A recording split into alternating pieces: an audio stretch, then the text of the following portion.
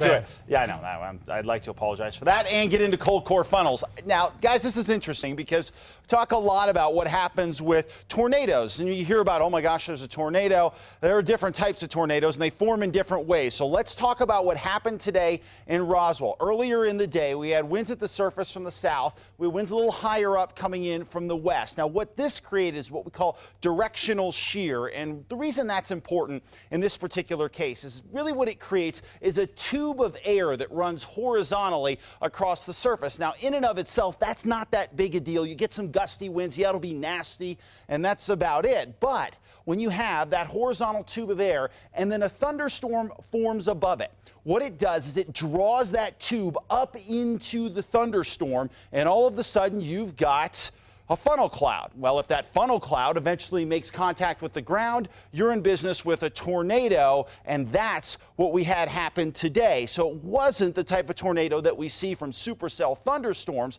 and we'll go through the differences in a minute, but notice what's going on here. See what I mean by that horizontal tube? And then you start drawing it up into the storm, and you start getting your tornado coming down, and eventually, or at least a funnel cloud here, and eventually becomes a tornado, and that's why we got so many cool shots of this, but these are still dangerous, and you have to take them seriously, but they are not as serious as what we get from most of our supercell thunderstorms. So what are the differences? Well, with the cold core funnel, these usually form from your garden variety thunderstorms, not nearly as powerful as the tornadic supercells that we often see big time tornadoes come from. Number two, a lot of these funnels usually don't hit the ground, but when they do minor damage, kind of EF0 on the lowest scale.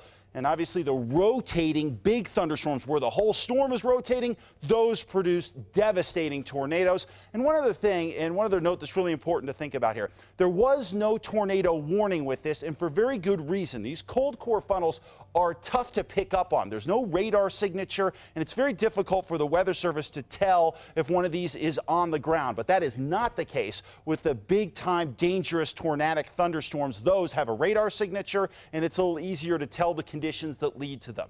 So just a few things to think about with this particular storm. Usually not as serious as the big time tornado, but it did do some damage.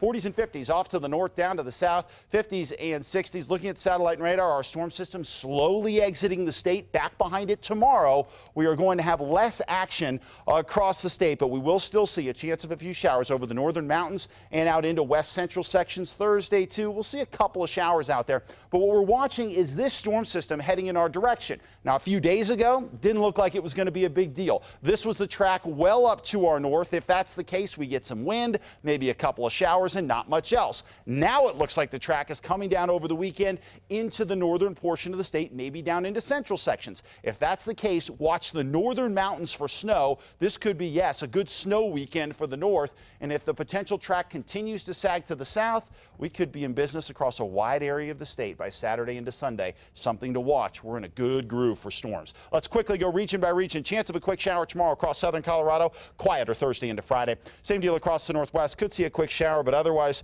Thursday and Friday look quiet before our next storm system comes in. 70s and 80s across the southwest. Could see a quick isolated shower. No cold air funnels tomorrow in Roswell, Artesia, Carlsbad, all looking good, finally drying out. 74 in Roy, 73 in Springer, and 69 in Las Vegas. Over to the northern mountains, we could see a quick scattered shower tomorrow, but the bigger story is going to end up being gusty winds. Meanwhile, out to the east mountains, partly cloudy, some isolated showers, 60s and 70s. And finally here in the metro, sun and clouds. We could see a quick shower, but nothing I'd plan around. And your extended forecast will continue to watch Saturday into Sunday. All right. Thank you, Mark.